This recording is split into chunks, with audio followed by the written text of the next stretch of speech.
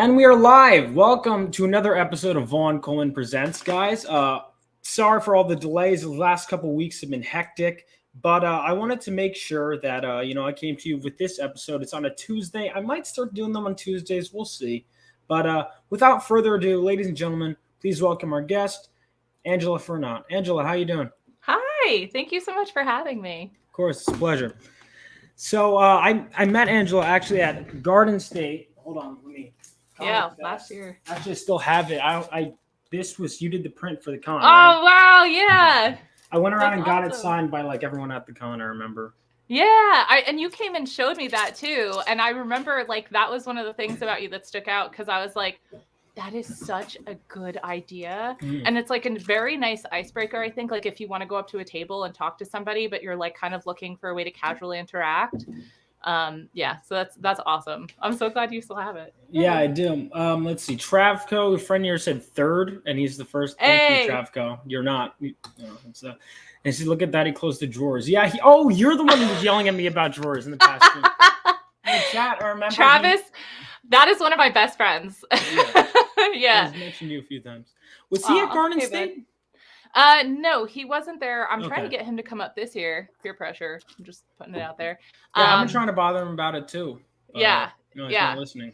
We met at the Cupid School, and it was just one of those things where, oddly enough, like he lived in a state that I ended up moving to for a little while, and now I live in North Carolina, and he's not too far. So he comes and sees me like once a year, which is great because my car is way too old and unreliable, so I never leave. And he comes to me, and then like we just hang out and talk nerd stuff all day, and it's really fun. That's awesome. So what got you into comics to begin with? It's a great question. I know that's like a common question people ask, and I never have a consistently solid answer. I didn't start really reading comics, like American, like Western comics, until I was an adult. And my first real interaction with comics was manga, and it was in middle school. My best friend, who is still one of my best friends today, introduced me to Sailor Moon. And I had started watching like, I grew up with like the animated Batman series and Gargoyles and like Thundercats and Voltron and like all of these great shows that really shaped and influenced me as a kid, but I didn't even understand the influences that led to them being created, right? Like I didn't know who anybody was that worked in comics at the time. I didn't know Jim Lee. I didn't know Bob Kane. I didn't know like anybody who mattered. And then my friend just handed me this book, and it was like these pretty magical girls, and there was romance and beautiful drawings. And I was like, give me all of this. And it was a slippery slope downhill from there. So yeah. Gotcha. Yeah. Oh, sorry. Were you going to say something? No, I was going to say, I think that was really where it started. So manga. Yeah. I mean, that makes, I've read more American stuff than manga, but manga tends to be where a lot of people are starting now for the past. Yeah. And I think nowadays it's like the most of the comic sales now are manga sales. Because it's better storytelling. Sorry, America. It's true. No, you're not wrong. You're not wrong. It's also, it's more, like from a price level, it's more accessible too, but better storytelling, Absolutely. It's also like one of the things that kind of drives people crazy about the American comic book industry is it's like, normally in Japan, it feels like it's a consistent vision too, where it's like you'll have, I'm not saying that artists don't change. I don't know. Maybe they do. I'm not as well versed, but it's like generally you'll have more of, I don't know, like a clear single creator for years on a book. Or in American comics, it's very rare. Well, mangaka, like they own that, like that. I don't want to say they own the story. Many of them do. Like the people who work on it, like those creators that are coming up with those storylines, that's what they do, right? And like you'd have like what I really liked shoujo, and which is like the romantic girly comics, and like so a lot of those stories you can read them from start to finish, and it's either the same group of people or the same single person who's working on it. Like for example, when I was younger, I read Clamp comics, which they did Cardcaptor Sakura, Clover, trying to think of some of the other ones people might know that they did. Wish. I have like a few of them up on my shelf. But they did like all of these really great stories. And what was really interesting was that like sometimes the style would change from like one book to another, but it was like a whole creative team. And I just thought that was so fascinating. And I think like I kind of held on to that, and I didn't realize like in the US, we would equate that to like the bullpen, right? That's like your pencil, your anchor, your colorist, your letterer, like all those people that used to actually sit and work together, like your Jack Kirby and your Stan Lee, like that kind of amazing creative space. But it can be, from what I've seen, like also a very solitary career for creators. But yeah, that's not to say I don't read a lot of Western comics as well. I have a huge, massive collection behind me, but I tend to like a lot of indie stuff. I don't read as much Marvel and DC. Yeah, which I was going to say, I think that's something we've connected over before. But I have to ask, I know this is, you're interviewing me, but like, I don't think I've heard you say, what is your like all-time favorite comic? Yeah. It depends, because we're talking a single, like, because, okay, so it depends. Like, my favorite character is Batman. Okay. My favorite ongoing series, at least when I say ongoing series, it's like, if we're being technical, it's still ongoing, but I'd say like Chris Claremont's X-Men run is really what made me want to write comics. That's fair. I'd say Frank Miller's run, I'd say is one of the Daredevil run. I'd say is one of the best. It's hard to choose one. I'm looking at my shelf. He's got to say Chris Claremont. Yep, my chat knows me well. Yep, they're gonna say something excellent. Okay. Yeah. Okay. Well, Chris Claremont specifically. Yeah. I would say. I mean, I'm still always reading stuff, but I'd say if we're talking self-contained stories like Batman, Year One is up there. Batman Hush was the first comic I ever read. Batman Hush was the reason I started reading Batman comics. It was the first Batman comic I ever read. That was the same with me. I had been a Batman fan because of the animated series, and Arkham City had come out earlier that year, I think in October. And I was finally, like, by that Christmas, I was like, I want to start reading comics, because Arkham City would have these character bios. Yes, I played it. Yeah. Yeah. And it would have all these information. And I'm like, I want to read more, because I'd always be reading. I remember, like, even with the Lego Batman game, I'd find like manuals and I'd go through, and I was like, that's one of the things that drives me crazy, is that comics aren't easily, like, if I had been at the grocery store, I'd been at the grocery store with my mom, as someone who liked Spider-Man and all that, I would have grabbed the comic and been reading since I was a little kid. But I think that's true. Like, where did you find, because like for me, what you're talking about, like someone introduced me to that, and I remember like randomly taking comic books as a kid and looking through them, but not fully grasping what I was seeing. And I didn't have a lot of accessibility for that. So I'd be flipping through, like, I remember I had this one, I don't even know who drew it. I've never figured it out, but it was a Supergirl, but she was like a dark Supergirl. And it feels like, if I were looking at it now, I almost feel like I'd imagine like a Silvestri drawing, or like hang on. Is it Michael Turner's, like, where she turned evil? I'm thinking, I was gonna say maybe Michael Turner, because like Witchblade was another really. I love Witchblade. Yeah. Did you ever watch the show? Like when they actually tried to have like a show where they had an actual Witchblade actress? No, I've heard mixed things. How was it? I was really young when I saw it, and I thought it was like the coolest thing I'd ever seen in my entire life. And I have to give a shout out.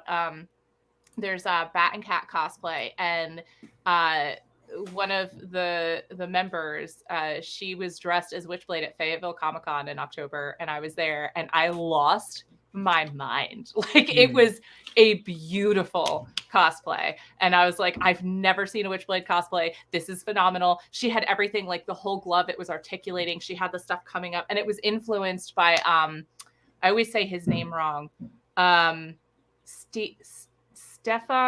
Sepjak. Yeah, I don't know how to say it either, but I know who you're talking about. And he, like, it was influenced by his art style, which was like, when I first started looking at American comics, I'm talking about like all this stuff that influenced me. I just had like a run of Witchblade books that were specifically drawn by him, because since I was a kid, everything I've collected, it's been about art before writing. That's a lot of artists going to say that. And I think personally, I mean, it depends obviously on the book. I know a lot of people it depends, but I think a lot of the art is fairly solid now. But for me, it's just the writing is, because it's like, you really, when you spend time reading these characters, on some of my other favorites, I actually really like the Lee Ditko Spider-Man stuff. But I think my problem with it is like, to me, for example, have you read All-Star Batman and Robin? Yes. So you've seen it's some of the most beautiful art I've ever seen in a comic book. Yes. But the story is so bad. Yeah. That it's Oh, you're gonna get me. You're gonna trigger me. That was one of the earlier ones because I loved Hush. Like I loved it, and I was like, I liked Frank Miller. It was like seemingly a recipe for success. Like All-Star Superman is a masterpiece. I read that not that long ago. And then I was like, well, I mean, because I honestly, part of why I was turned off initially by All-Star Superman is was like, I know what the All-Star Batman is, so the All-Star Superman one must not be that good. I was wrong. All-Star Superman is, amazing. And apparently they were going to do a Wonder Woman one. I don't know what happened, but apparently they were going to do all of them. But All-Star Batman and Robin was so bad that they killed the line. That sucks. I can't believe that. I'm so mad because I bet the Wonder Woman one would have been good. Yeah, I read that, and I remember, like, this was before I knew anything about Frank Miller, and I remember being like, Frank Miller sucks. He's terrible. Buh, buh, buh, buh, buh. Like, why would anybody like Frank Miller? He wrote that. And then they're like, have you seen Sin City? Have you looked at 300? Have you taken your foot out of your mouth yet? And I was like, sorry. Because he's actually, I mean, he's stupendous, but I was really, like I said, I was drawn. I was like, oh, Jim Lee art. Like, I want to see all the good stuff that's going to come out of this. I've heard all these great things. And then I read it and I was like, no, this is not for me. Oh, Travko, is Adam Hughes supposed to, also, do you hear anything on your end or no? I hear occasional like footsteps or something. Yeah, it's the fucking right now they're working on my roof. I totally forgot about that. All right, I might have to. It's okay. That's life stuff. It happens. Yeah, oh my God. They were so quiet for most of the day.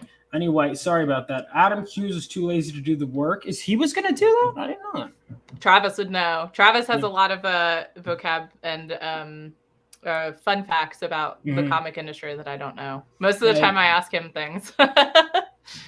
Yeah, I mean, I love Frank Miller's Daredevil run. I think is the best work of his. I read Ronin recently. I'm not sure if you've ever read that one. Ronan's unapologetically Frank Miller. I think it's a mixed bag, but I overall, enjoy it. But so going into so you pull a lot from manga, and you've got in comics, it seems like too, and you've got this on right now. Let me pull it up. Tales of Cape Fear. So why don't you tell us about it? Okay, so this is our Kickstarter. So Tales of Cape Fear started in 2020. It's a locally created anthology series that I created here in Wilmington, North Carolina, where I am located. And I just happened to go to a local comic shop that is like a great shop. The guys who run it are amazing. And it's a very community, as many comic shops are, right? Very community oriented space. And I was talking to the owner, and I had moved down here in 2019, and I was like, listen, I can make you a comic. Like, we need to do this. Because he was kind of like, yeah, I was thinking about like doing this thing. And I was like, I want to run it. I want to run the project. I already have an idea. I know, like, you hook me up with some local artists and writers, and I'll do all the work. And he was like, okay. And so for the first two volumes, it was 100% funded by Memory Lane Comics. And when we got to the third one, we got to this kind of point where we were like, okay, if we want this to keep going, let's see if we can start to like turn it into something. Because at that point, what had happened was the shop was basically supporting us and saying like, we want to see you get this to a point where like, you can take it, baby bird it, and fly away. Like, get legs under you, build this up and go. And so by the time we got to the third book, we started going around to small businesses in the area, and we did an artist sponsorship, and we had people that helped fund the project for the printing costs on the third book. And then that led to the point where we stepped fully back and we're like, this is our thing now. And we decided for the fourth edition, our 2023 volume, that we wanted to crowdfund it and see if we could reach new locations and new audiences, because it's been steadily growing. We started with, I think, like maybe 8 or 10 people total on the first book. And now I have like a Discord server with like over 40 people in it who are just somehow connected, whether they worked on one issue or multiple. And so we self-publish, and I put it out to the community and I said, listen, like, we want to do this. We need you guys to support if we're going to come out with this book. And here we are. Like, in the first week, we got funded. We ended up on the Projects We Love page for anthologies. We got like that cool little email from Kickstarter that was like, hey, your project's doing really well and we want to celebrate that. And I was like, what is happening? It's crazy. So so now we are funding the fourth book. We have 11 stories, and every story except for one is new in every issue. So basically, you could buy any edition of Tales of Cape Fear and read it without needing to have any of the previous copies. However, there is one story that carries through, which is the story of Blackbeard's Return, and that's my story. So all the covers that you'll see for the Style A covers are created by me, and then my T-shirt is actually a variant cover on the first issue. And I'm really proud of this because this is like the first one ever. And now this newest one has like, they just keep getting better. Like, honestly, I don't know what else to say. They just keep getting better, and I'm really, really excited about it. So I'm really proud of everyone who works on it because there's a lot of love that goes into this. And there's, like I said, 11 stories, and some of them are written and drawn by the creators, and some of them are written by one person who gets paired with an artist, and then they work together and they make magic. So that's awesome. Yeah, I mean, I like the whole anthology thing. It's looks like it's horror too. Which yeah, it's definitely, I will say, I love horror, and it was heavily influenced by my love of, I get very nostalgic and I love looking at like comics from like the 50s and the 60s and like that era of comics. And a lot of us were looking at it and it was like, oh, it's reminiscent of like Tales from the Crypt. But the thing is, there's actually a lot of like really cool mystical stories, wholesome and sweet stories, but there's definitely like a good percentage of it that's horror as well. But I will say it's still approachable for kids. Nothing is not kid friendly. Like, and I mean like kid friendly for this generation, because like if you look at stuff they were doing in the 50s when kids were reading comics and they had like limbs everywhere and like gore and all sorts of crazy stuff, we've toned that down. Like, we don't quite go that far because I work with children and I don't want all of their parents to hate me. So yeah. Actually, that makes sense. Yeah, I was so yeah, I didn't realize that. So you're into horror then, or just like a little horror comics? Like, are you into horror movies? Oh heck yeah, Me yeah, too. 100%. Yeah. My framing is always slightly different, but I have a Halloween poster. It's like my favorite horror movie of all time. So yeah, I'm big into. Oh, this isn't really horror, but I just happen to be. Oh, I saw the Jurassic Park shirt and I was like, don't talk about it forever. Don't talk about it forever. I love it. Jurassic Park is one of my favorite movies ever. Yeah, that's a great one. That's but yeah, I mean, I love horror, so this is definitely something I'm interested in. And I like the idea of just these anthology stories. So how long are they each? Because you mentioned issues. Are they more like how many pages is it total? That's a great question. Per story. So each story averages 4 pages. We gave a cap of 2 to 4 pages for every person in the previous anthologies. But what's really exciting about this one is that because our funding has been so successful, we've done 2 things that are new with this anthology. The first thing is that we've actually taken the page count, and for our veteran artists, as I like to call them, we've extended the page count up to 8 pages. So the stories can be as little as 2 pages or as long as 8 pages for some of our creators that have been in previous issues. So if you like somebody, like for example, we have Joe Kovas or Mercedes Meza, the 2 of them have both been in multiple volumes now. And so I really know and trust in their work. And when I was approached by some of the artists and writers saying like, hey, we want more space, I was like, okay, well, we have to see what happens because we budgeted for, a certain amount. And then as far as the page count goes, we, in previous issues, we got up to, I think our last one was like 50 something pages. And we get like, so I think when you were talking to a previous person you interviewed, you learned about Squarebound, which is like the trade paperback binding. So we still have the book stapled, but it gets so chunky that it was like almost at the point where we had to do a square bound. Like it was just short of being too thick. And we're probably going to get close to that number again. So I have to put the actual book together this week, but I think we're going to come in about in the high 50s, low 60s for page count. Oh, that's cool. So, and so it really depends on like the story then in terms of how long each one is.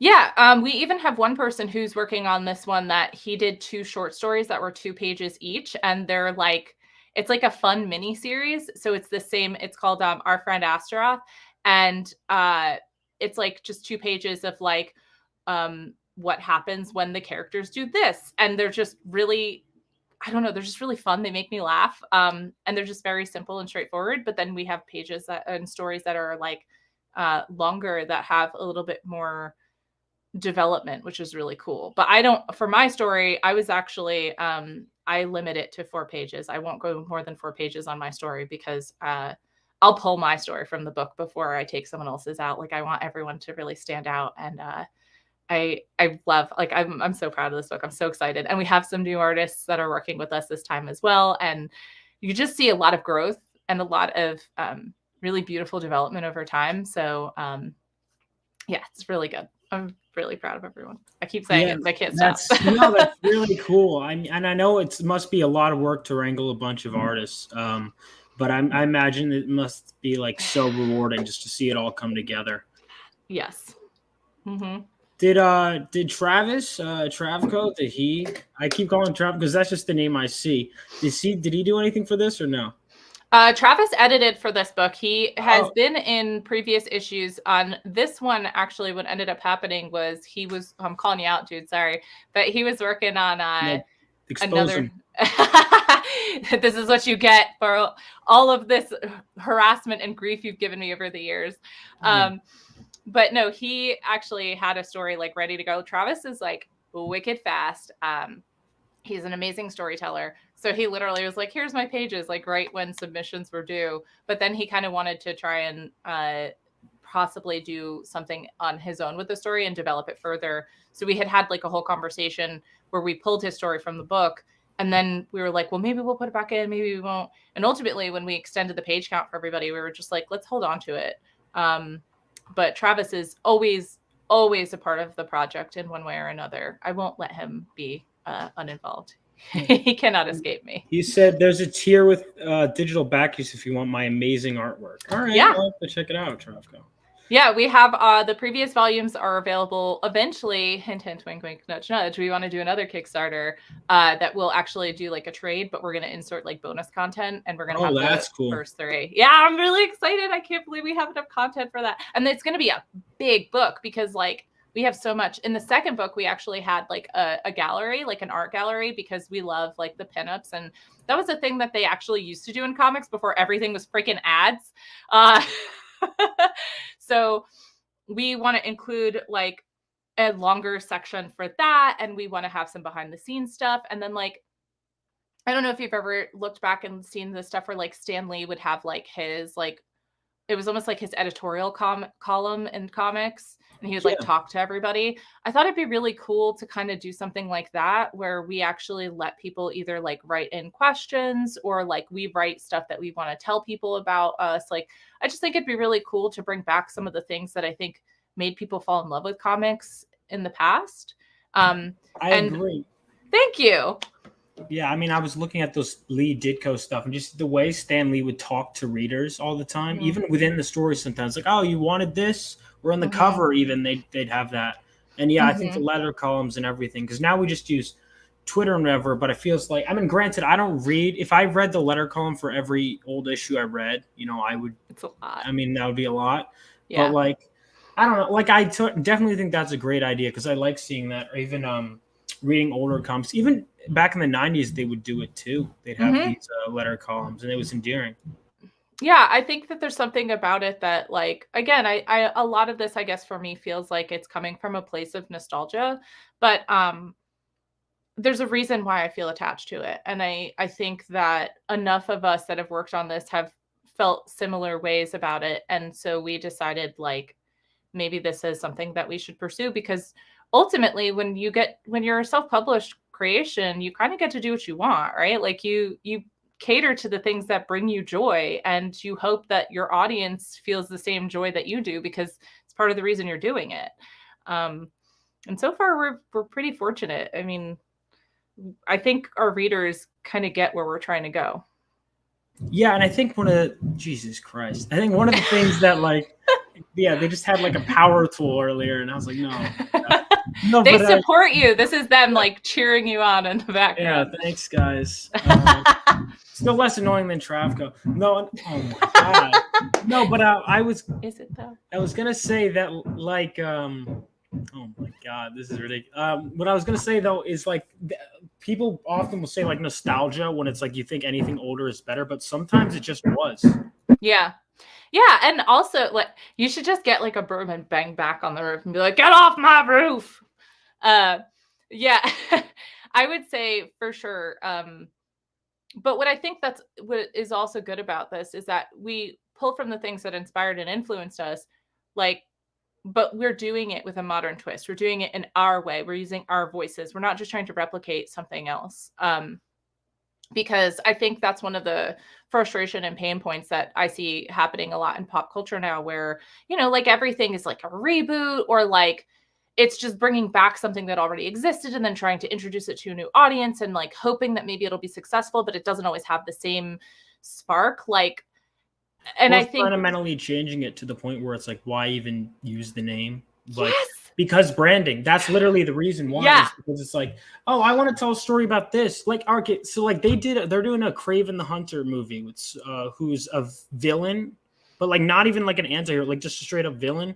They're giving him his own movie and they're making him an animal rights activist. And like the character is a hunter. Sorry, that's so ridiculous.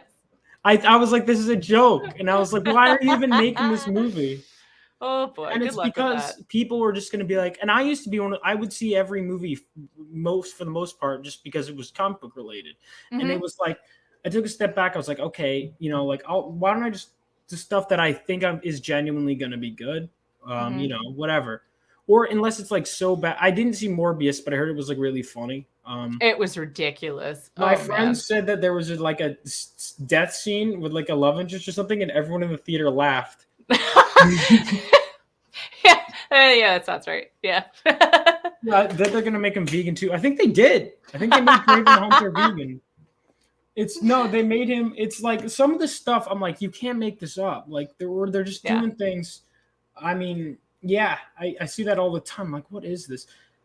But yeah, it's crazy. Yeah, so we're trying to have original voices, and because this comes from the Cape Fear region, like this is stuff that I guess if you're not living in Wilmington, why would you know this? But we live on the Cape Fear River, and it was like a major port, a big developmental area, a big part of colonization in this country.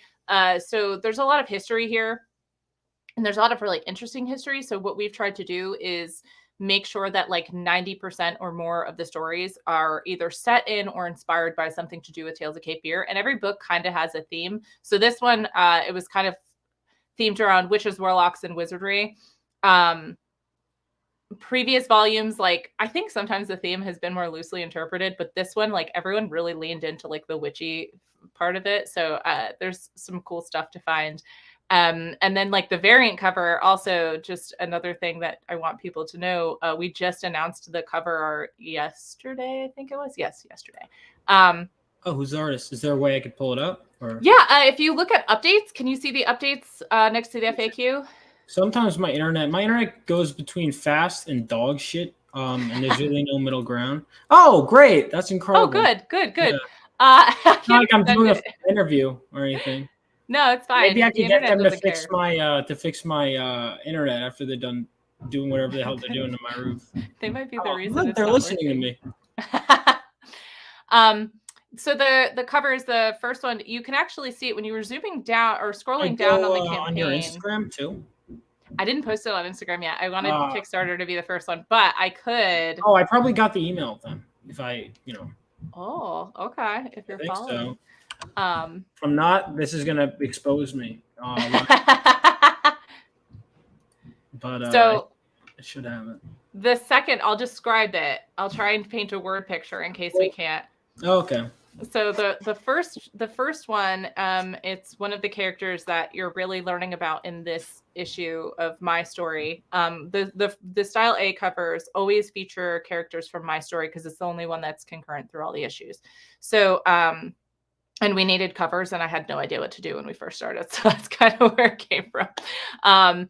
And this one is a character, she's holding a cup of tea, and she has like this beautiful red hair, and she kind of has a mischievous look on her face. And it's kind of like she knows things that you don't know. And if you want to know what she knows, you have to read the issue. And then the second cover is a variant cover, and it has a person holding a cutlass, and they have like an old jacket that could be maybe a sailor's jacket, maybe a pirate's jacket. I don't know. You'll have to decide. And on the cutlass, it's got these ornate pieces that are built into the hilt and the blade guard.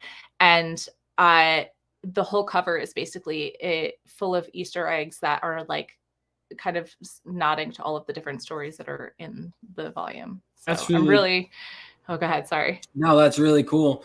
And so it's interesting. So you went to Kubert School with Travco. So so like you've known you wanted to do comic art. So manga, I guess, inspired you and whatever. And you said that like Sailor Moon seems to be, I mean, more so for women, but it's like a common one that a lot of people discover. I guess it makes sense because I've never seen it, but I've seen like, obviously, there's so many. There are always a million of them at cons.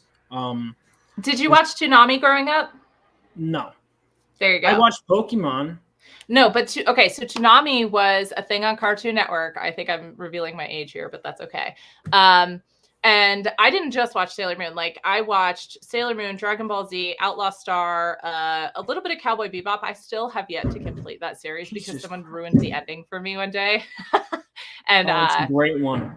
Yes, I know that, and but I couldn't come to terms with the fact that they made it sound so devastating that I was like, I can never watch this.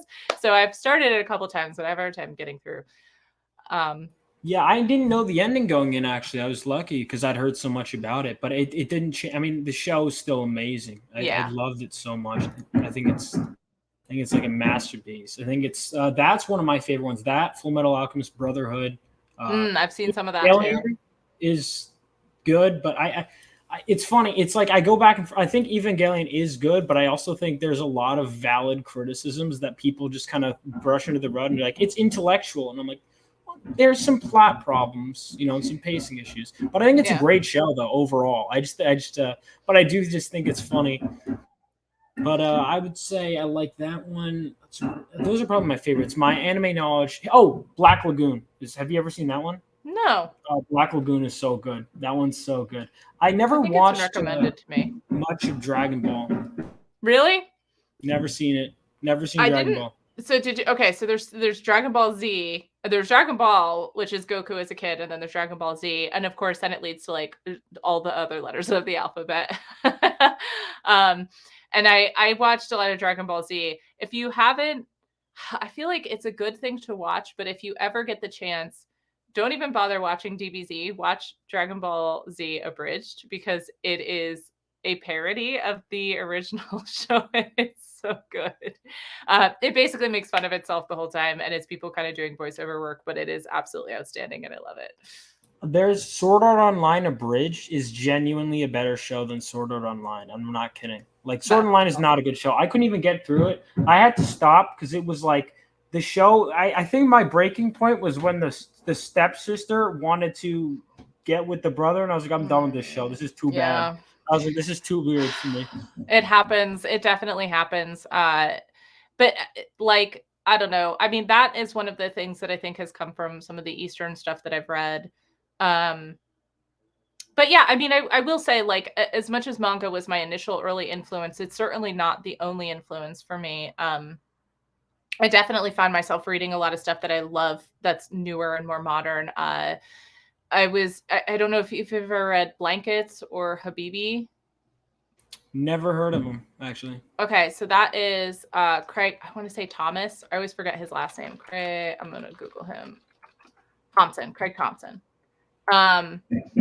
And he is a storyteller who also primarily works in black and white. And all of our, the Tales of Cape Fear books, they're all in black and white. interior wise anyway.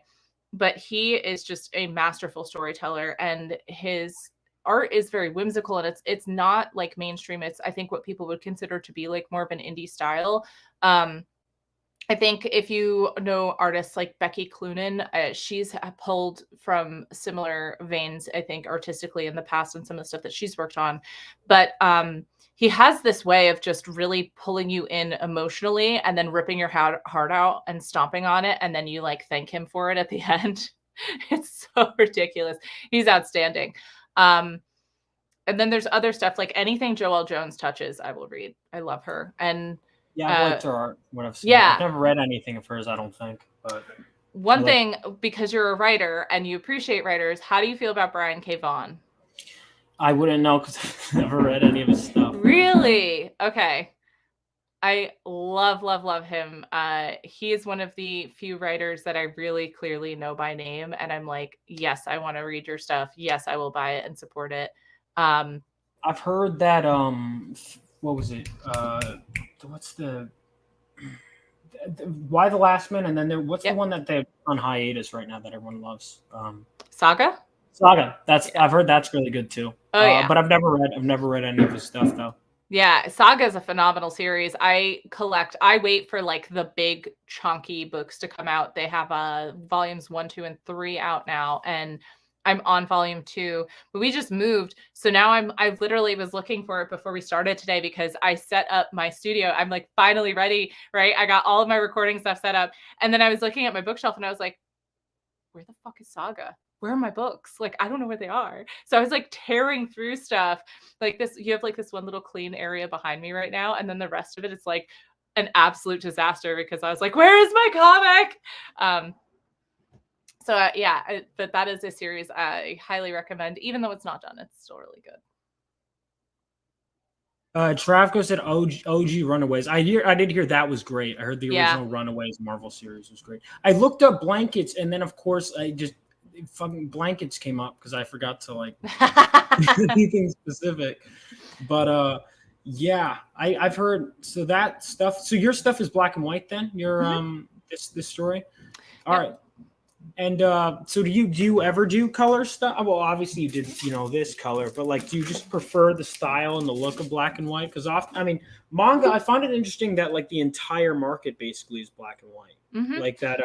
I guess it must be much cheaper. I mean, even just by printing, like just whatever it would do, I'd see. I remember like if I had to print something with color at school, I remember because you could see the price. I was like, Jesus Christ, like it was. So I assume they save a ton of money. Also, the fact I remember the first manga I read, really, I guess I read technically some of my friends while he was waiting. It was like some One Piece that I had no context for. Because he gave me like volume whatever, like some insane. I was like, what the hell is going on? But I remember I didn't realize they were this small because what I read was the deluxe edition Battle Angel Alita, but I thought it was deluxe because it was just like hardcover. Because there was more of it. I didn't realize that because I was looking for the sequel series. I'm like, what? They're they're itty bitty. Yeah. Well, and it depends too on how you read them because like they have a publication that is in Japan called Shonen Jump. And what would often happen was they would have like these releases where it was sort of, I don't want to say anthology because it's not like they were all connected, but it's just a magazine where they would just have the publications. It's almost like you have your Sunday Funny. It's like Shonen Jump is just like a book full of different stories by different creators. And is that how it works? I never knew how it works. This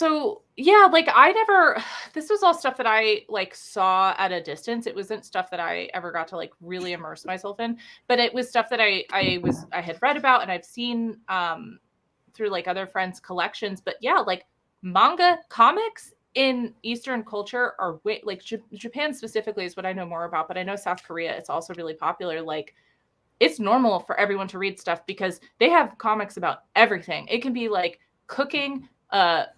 Somebody keeps telling me I need to watch this one manga or watch this one anime that's inspired by like a volleyball story. I keep hearing all this crazy shit where it's like, and I love superheroes, don't get me wrong. But I remember one time, and it haunts me to this day, that I was in a comic shop with some friends. And you know how hard it is, first of all, I'm sure you know how hard it is to get friends who aren't into comics into a comic book shop. Yeah. And to this day, because he was into anime and stuff, and it haunts me that I'm like, he goes, "Do you know any non-superhero stuff?" Now I could probably say yeah, but at the time I was like, no. Yeah, And I I'm glad I know. lost him, and forever. I don't think I'll ever, there was like Walking Dead, I guess, which I've never read the comics. I watched the show, but it's like, and most of what I read now is crowdfunded. Yeah. But I Honestly, and it's love that you weird because I support know that most of way. the but I also I just like good stories in general. Because I try. Listen, I love going to the comic shop, just going in general.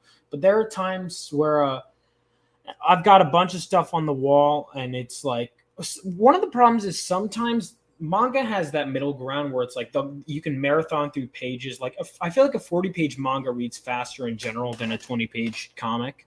Although I don't know, modern comics seem to have this weird middle ground where it's like they're still 20 pages, but they try and read as fast as manga. And I'm like, well, that doesn't really work because you're paying more for it and you're getting kind of less story. But let's see, OMG, read Walking Dead much better than the show. Yeah, I stopped the show in season 8. There was a certain point about halfway through where I was like, there's no way. Season 7 already killed off my favorite character, so that was great. I am on season 9, and You got Mega through? Man. I did. I got through that.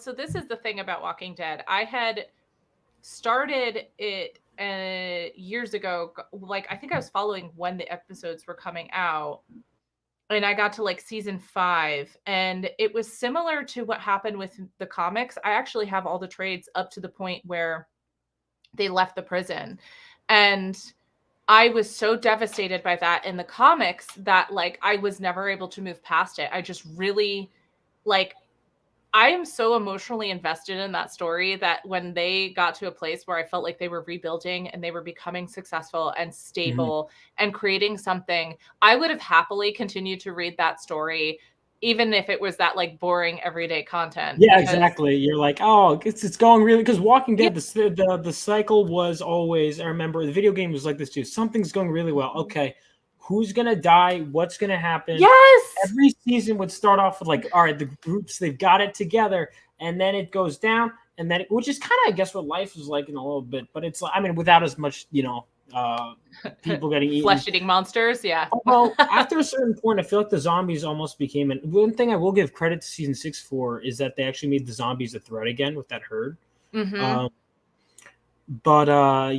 I would say that was one of the things that was driving me. I mean, there were certain deaths where I was like, I find that like every time a character is nice, they don't know what to do, and so they just kind of kill them off. And they did that, and to a certain point, I was like, okay, so the lesson of this show, unintentionally as it may be, is you gotta be just an asshole or you die. Like all the sweetest characters were getting killed off, and it was also, I guess, whenever they didn't have. To be fair, that's how it mostly goes. Okay, we're out of stuff to do for this character. All right, kill him off now. But I did overall, like, I enjoyed the show for what it was. But I mean, it's also tough because again, versus like manga and stuff, you can keep the characters around forever, but actors, they get old, they get tired of it, and they want to, like, that's what they did with Rick, right? Didn't Rick want to? Yeah, eventually, I know that he's gonna. I don't want to say I know. I'm pretty sure he's gonna get killed off.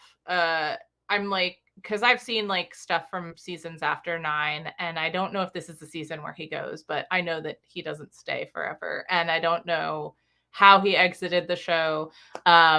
I'm really good at keeping myself off of the internet and not paying attention. Didn't you say you spoiled Cowboy Bebop though?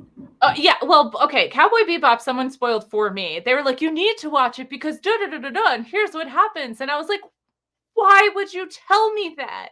So, and that was years ago because Cowboy Bebop's been around for a while, right? Yeah. So I was like young and scarred. I was like, why? I mean, that's the thing too, right? The tragedy of what you'll see in some storytelling is that you don't always get that happy ending you're looking for. Right. I feel like Walking Dead is going to do that to me. That's really going to break my heart. I watched an episode of Walking Dead where Carl was eating a big tin of chocolate pudding, and all I could think was he's going to shit his pants going from no food to a whole thing. Well, all right, good thing. Yeah, that's, I'm sure, what they wanted you to focus on. Yeah, he was sitting on a roof. I remember that. He was sitting on a roof eating it. Eating pudding. People kept making memes of it because it was just a really funny visual.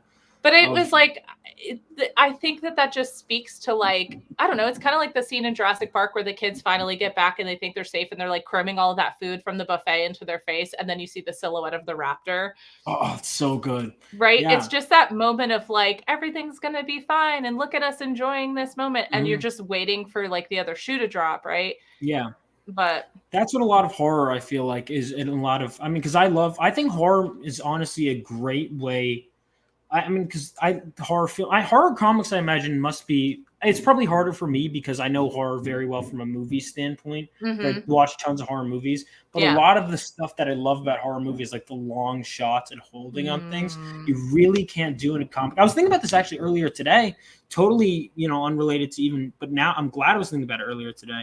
Yeah. I was thinking about like, how would I do some of my horror movie ideas if I were to turn them into a comic book, because a lot of the time, like even like Halloween, that scene where like she's like he starts slowly getting up in the background and moving towards her. I'm like, how do you do that as a comic book? Because it just but you can. You can, but I feel like what I find is when I write, like I'll do certain things. This is how I think when I'm writing a screenplay. This is how I think when I'm writing a comic book. Is utilize page turns. Junji Ito is a master of that. And like all the time, I noticed that it would be a character be like reacting like one sweat. He has like a very technique. He turns like, okay, what is he looking at? Jesus Christ. Yeah. It's like that. You've read Uzumaki or? No, I've looked at a lot of stuff. I know Junji Ito's work, mostly just from Googling and like looking. It was one of those like, I just never got my hands on any of his work. He's a master of pacing. Yeah, that's one of the things that I think this black and white art and this monk, is having those quiet moments, which American comics don't really have. And to be fair, that's because a lot of us writers, we tend to fill things up with word balloons. But, manga writers, they tend to decompress in a way. And so for horror, that makes it, of course, horror, they're going to be doing better with horror. But this seems like, you've got that too. And I'm really looking forward to this because I need to read. There needs to be more horror comics. You guys, the reason for the comics code, isn't it? Or no? Well, I mean, the whole thing with the comics code and the scare in the 50s was that it was kind of like the same argument that you'll hear now about video games where it was rotting their brains or turning people violent. Yeah, and there were I feel bad if I say something mean to people in a video game. It's weird. It's like people make memes about it. How it's like I'll shoot 50 people and it's fine, but then if I say like a mean thing when I'm giving a dialogue option, and they get sad. It hurts me. See, I'm really. It depends. If I'm playing I'm very competitive. So if I'm playing a game where it's like a PvP, I'm definitely going to talk a lot of shit. And I probably shouldn't be allowed on that game. I played a lot of Halo 3 online, and I just my friends and I would just. It was bad. I don't know how we're still friends. But yeah, I don't know. There's something about the just. I guess it was like a sterilization, right? It was just too much. I have a really cool book that I like to reference back to. And if anybody's ever read it, it's called The Horror. And it's literally a history of horror comics. And it talks about EC Comics, which is one of the most well-known titles. It was actually only 10% of the industry at the time. So if you look at all of the stuff that was coming out, I mean, it was about sex and crime and violence. And one of the things that was interesting is that while women in the way that they existed in the stories would sometimes be victimized, they were often similar to how you'll have heroes in movies, right? In Halloween, Jamie Lee Curtis, she don't die. Right.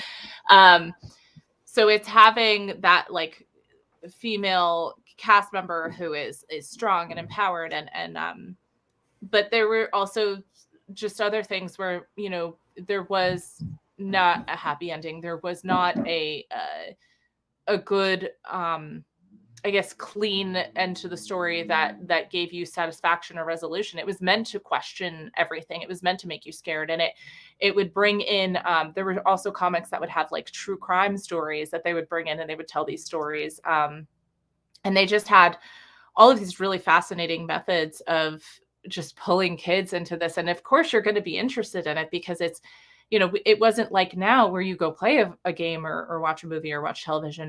This was a lot of how these kids were seeing like this kind of stuff with these zombies and these vampire creatures. And, it was a level of not holding back. There's, I think, the one infamous cover where there's literally like a guy holding a woman's head and he's got an axe in the other hand. Like, wow, I never heard of that. It was that. I thought it was just people overreacting. I didn't realize that's crazy. No, there's one in like I can kind of understand why. I mean, I think that's cool for the record. But if I was a parent in the 50s or whatever, I don't know. I mean, think about parents now. I teach at an after school program, and if I had a kid, there's one where this guy is a bank robber and he murders his partner, and then he's like trapped in this hellish nightmare where he keeps seeing the corpse everywhere he goes, and he goes into these rooms, and it's like he goes into this hotel room. He's like, "Oh, I'll be safe here," and then he sees the corpse, and there's like rats eating it, and like intestines and like literally like very gruesome stuff drawn out just right there on the page. And like it just gets worse and worse, and then the guy ends up being like taken by demons or whatever and suffering this horrible fate. And that teaches a good lesson though for kids. I feel like it does. Definitely teaches it very well. It's kind of like you're scared of your mom if you don't eat your vegetables. It's kind of like that. Maybe a little more extreme. But I was gonna say, but yeah, they just had that shit on the page. Like that was just the way it was, and that I think was part of the outrage. But like, I don't know. I mean, it's not the way I see it is like a lot of the kids I teach now, like I'm teaching 10 and 11-year-olds that would probably be that same age that they would have been reading those comics, and they're seeing movies like Halloween. They're watching horror films. They're engaging in content that is scary. Like, I think it's about getting the kids to understand, like, this isn't real. Mm-hmm. And I think comics are just an incredible storytelling medium that is worth exploration. And I don't know, but it is weird. It's hard to draw that kind of stuff too. No, absolutely. So you've got this anthology. Do you have any like longer form stuff that you've got going on in the future or that you're working on, or any big plans that you want to talk about or even just hint at? Yeah. So eventually the Blackbeard story that I'm telling is going to stop existing in Tales of Cape Fear and will be its own publication. Ooh. Oh, that's really cool. Thanks. Yeah. And then if you're interested in anything else that I've worked on, I worked with another small self-publishing company, Soldiers of Fortune Comics. The first work I ever did, I did a story called Blackout. And I also worked on another story. I know that you're a fan of Westerns. Mm-hmm. A little bit. And just a tad. And there was a story called Badlands, and I actually was, I don't know how to put, I was almost like a ghost artist on that. I worked, Gavin Smith, who is currently doing a run on Ninja Turtles and is an absolutely outstanding artist, also a QB. Shit. Yeah, he's a great guy. He did a run on Star Trek recently. Like, he's just been blowing up in the last 10 years, and rightfully so, because he's a hard worker and he's a great guy. But that story was initially done by him, and I was brought in as an editor, but at the end of the project, and I went to the guy who wrote the comic and I was like, listen, there's storytelling issues here and it's lacking and it needs to be fixed. And Gavin had already finished his contract. So I had to go in and actually like add 3 pages to the story, but I won't tell you which 3 pages because I want to see if people can tell. This is for which comic again? So we can all look into it. That is Badlands by Soldiers of Fortune Comics. Badlands. Okay. Mm-hmm. I'll have to look into it. All right. So for Blackbeard, because that's like, how historical did you how deep did you dive into like the history of That's a good question. I mean, I went into like looking into Edward Teach and Robert Manor. I don't know how to say his last name, but the guy who basically murdered Blackbeard. Okay. And his wife, he had married this woman, Mary, who was not on the record as being like a long-lasting marriage, but they also don't have a history recorded for like her death. They don't have a date of her death. So I definitely went into that history a little bit more. But what I think is really fun about the Blackbeard story is I'm taking it in a fantastic magical direction. So basically he is on a quest for power, and when he died, he had been collecting artifacts in my story. And so it's kind of based off of this reputation that he had for being this terrible, fearsome, scary guy, because Edward Teach in history, he used psychological tactics. I mean, he did stuff where he stuck things in his beard and lit them on fire and had the multiple guns, and like, he really built up this larger than life image, which helped with this legend. But I like to imagine, like, what if it was more than that? What if there was mysticism and magic there? Yeah, that's cool. So yeah, that's what we're playing off of. And the main premise of this story is that you're learning about what he was doing in the past, but it's set in the present because he's been resurrected. Oh, okay. So like present, so like 2020s or whatever. That's cool. I don't know why because I'm always used to these stories that are like, oh, this person brought back today, but then the story was made whenever. I'm like, oh. But yeah, that's really cool. Okay, so Blackbeard is back and he's magical, kind of. Yeah, and he has a companion, and in this issue you learn more about this companion, and she is not one to be trifled with. So. Gotcha. Yeah. Oh, did I lose him? Oh, I'm here all by myself now. Hey guys, what's up? So if anyone wants to just say hi, hello.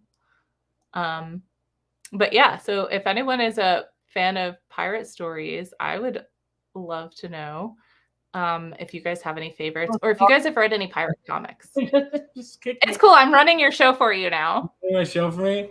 Yeah. Vaughn finally kicked Vaughn. Wow, thank you guys. Send you guys a link, and then somehow I kicked myself in the stream. It's okay. I was asking your chat. I don't know if they could see it or if they were responding, but I was asking if any of them have ever liked any pirate comics or anything, or read any stuff like that. Yeah, okay. I accidentally sent the stream link in the chat instead of your link, so that's not good. Everyone's gonna come in. I deleted it, thankfully, but someone could have copied and pasted that. Okay, so yeah, that's really cool though, that the whole I'm sorry, my whole thing is totally off, but that was really fun. I right here, Travis said I pirate comics all the time. Oh my god, stop it, Travis. You're banned. Get out. I can't, because he's one of my most loyal viewers. I have to deal with him. That's what's part of what I mean, I've read pirate. Yeah, I'm sure that's what you meant.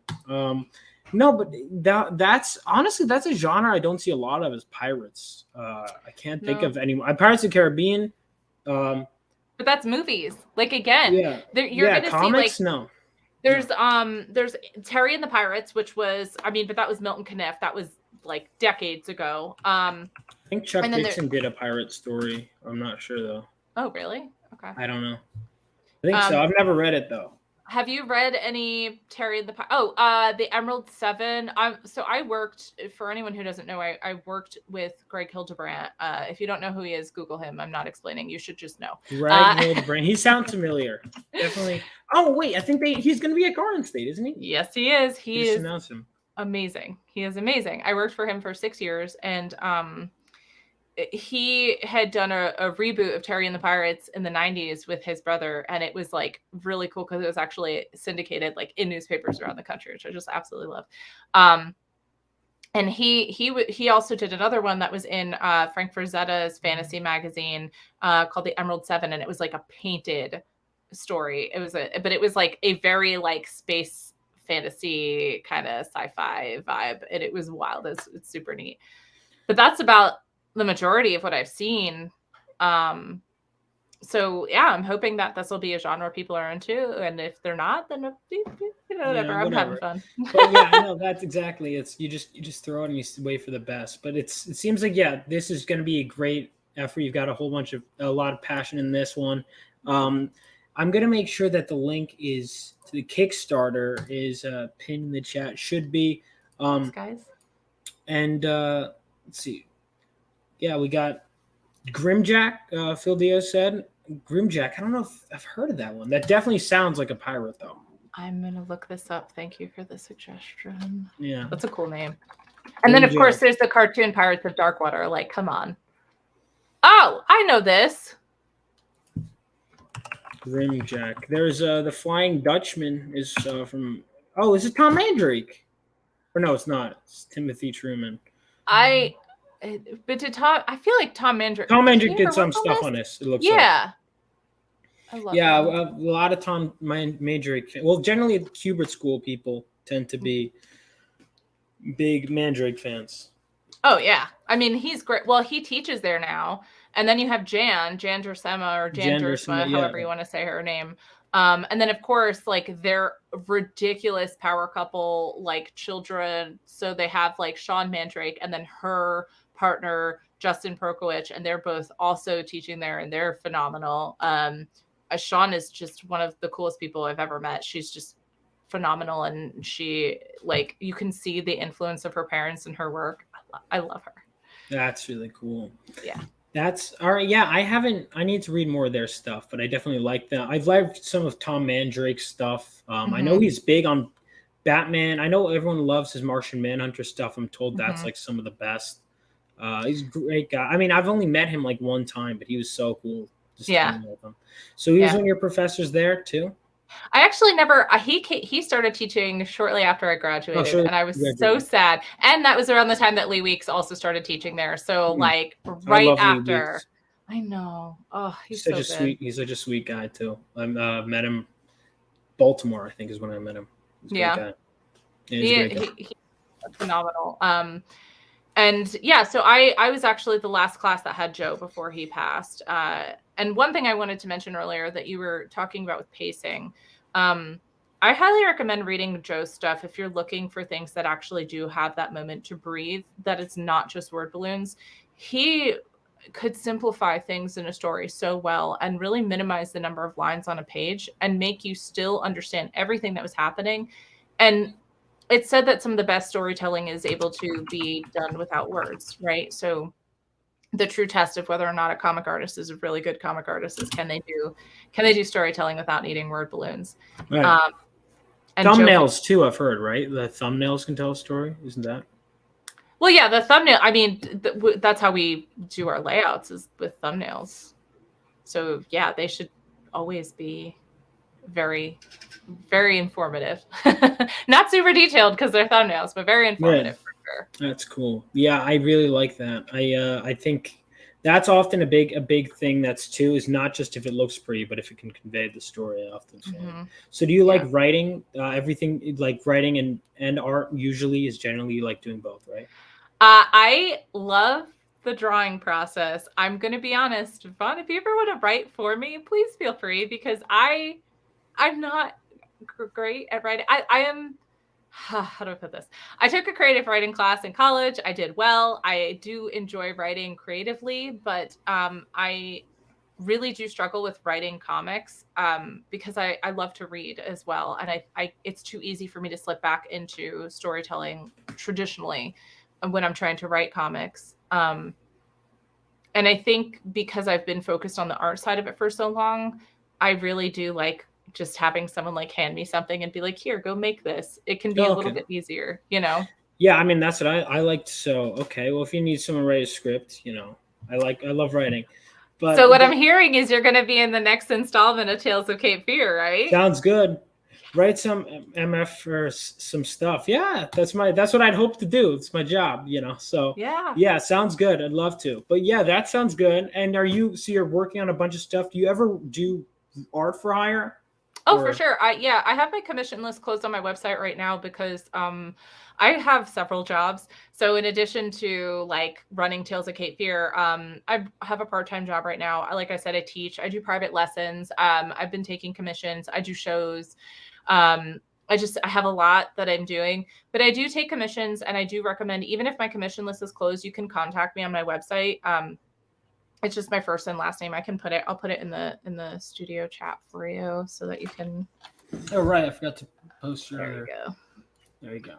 So it's just AngelaFernot.com. It's my first and last name. And you can go there and you can see samples of my artwork. I do logo design. I actually, for several, I don't want to say several, for like 4 years, I've been streaming on Twitch, but I haven't in a while because we just bought our first house. So it's been real crazy, but I do overlays and emotes and like all sorts of streaming assets. So I do like a little bit of everything, and as long as I'm making, it makes me happy. That's cool. So overlays too. I didn't know that, but that makes sense. So that's because I've seen a lot of people do just overlays. You do all of that? Yeah, I can do everything. I mean, one of the great things about attending the Q-Bird School is that they teach you to be really diverse. You have to, as a freelancer, I think anybody, especially chat, please feel free to correct me if I'm wrong here, but if you work in freelance, you learn to diversify your portfolio because you need to be able to take as many jobs as you can. Mm-hmm. That makes sense. That's good teaching then. Yeah, I think I do remember a friend telling me that, but that does make sense. Or yeah, I guess there you go. Thanks to Barbara Link. And she bakes. Alex. I do. You I bake. love to bake. Yeah. I love baking. It's like my stress relief, and I have a horrible sweet tooth. So I do too. I absolutely do. It's peanut butter and chocolate. I was just gonna ask, what are your 2 favorites? Those are my 2 favorites. Really? So you've got good taste. Yeah. Yeah. I don't like I don't want to say dislike it, but like the ultra sugary stuff. When I say ultra sugary, I'm talking about the stuff that's okay. I don't hate it. Like hurts your mouth. Fun dip. Do you ever have that? That's like ridiculous. Oh, that was my generation, man. Yeah. Mine too. Well, I had a friend that liked there was Fun Dip Nerds. That was like its own, but I was always more the chocolate kind of stuff. Yeah, for sure. I love anything with really chocolate and peanut butter. And I think what's nice too is like with chocolate, you don't have to be too sweet, right? You can have a little bit of that semi-sweetness. And I also reduce the sugar in all of my recipes anyway, and no one ever complains because like. Oh, good for you. You found a secret. Yeah, well, you can, and I think if anybody here watches baking stuff, you'll pick this up, but you can reduce the sugar content on average by about 1/3 in most recipes without affecting the chemical makeup of the recipe, and it'll still be effective. Wow, I didn't know. So why don't they do that? Because it's America and people love sugar. I mean, I'm not going to pretend like I don't fit the stereotype. I do. I love me some sugar. Yeah, but like you said, if it's too sweet, like there's definitely a line. But yeah, like I don't know. I just made chocolate chip cookies yesterday, and when I make those, I reduce it's brown sugar and regular sugar, and I'll reduce both of those by about 1/3 in total. And then with the semi-sweet chocolate chip morsels, like you still get all of the good flavor. And as long as you have butter is so important. Butter, yeah. Do you wait for the cookies? Do you wait for them to get like hard, or do you eat them when they're more gooey? It depends. I eat the cookies at every stage. Yeah, that makes sense. I eat the dough. I eat them immediately after they come out of the oven. Oh, the dough is so good. Yes. Well, I've yet to get sick from cookie dough. Everyone keeps telling me you're going to get sick from it. Never happened. So fake news. I'm sure it happens. I'm sure it happens. But it does. But I feel like I've trained myself. Like I've been doing it since I was a kid. Yeah. Exactly. You get it. No, absolutely. Okay, so everyone make sure to check out Angela on all of her socials. So you ever do interior work for hire? Because I know you mentioned commissions or.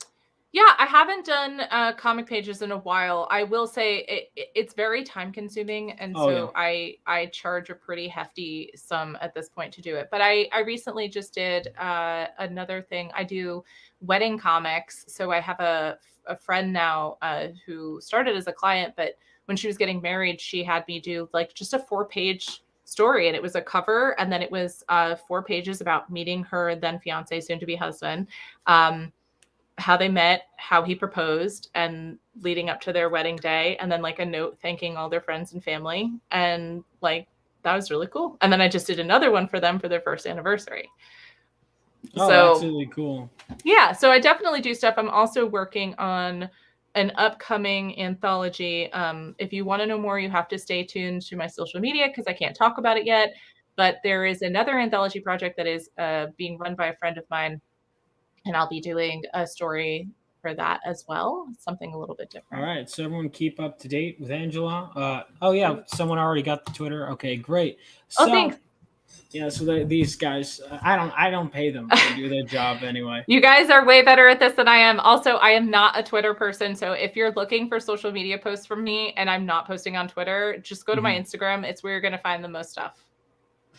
Yeah, Twitter. I mean, Twitter's weird, but Instagram is like the most stable for me. If that makes sense. I totally get that. But anyway, yeah, make sure you follow her on there. Make sure you guys back Tales of Cape Fear 2023. We're really close to our next stretch goal, please. What's the next stretch goal, by the way, before we? $3,500. So we're not too far from that, which is we're 32.26. So not at all. We're not far at all. You guys can get. Come on, guys.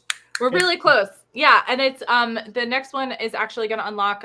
So we have right now we have 3 different stickers that you can get, and it will unlock a mini print, also a cell phone background, and like a horizontal desktop background. So everybody who gets the digital rewards will get digital. Physical people will get physical and digital rewards. So yeah, and if we go beyond that 3,500, honestly, like we're so excited about the fact that we're doing this, we might just throw in something else. I don't know. That's awesome. All right, guys. So everyone stay tuned. Everyone make sure you check out Angela on all these things. Back Cape Fear, Tales of Cape Fear. And until next time, I do want to announce my next guest. So next week, I'm having Phil Diaz on finally as a guest. So if those of you don't know who Phil Diaz is, he's a friend of mine around the channel, and we'll see him next week. So until next time, everyone keep up with Angela, and I'll see you guys. Bye.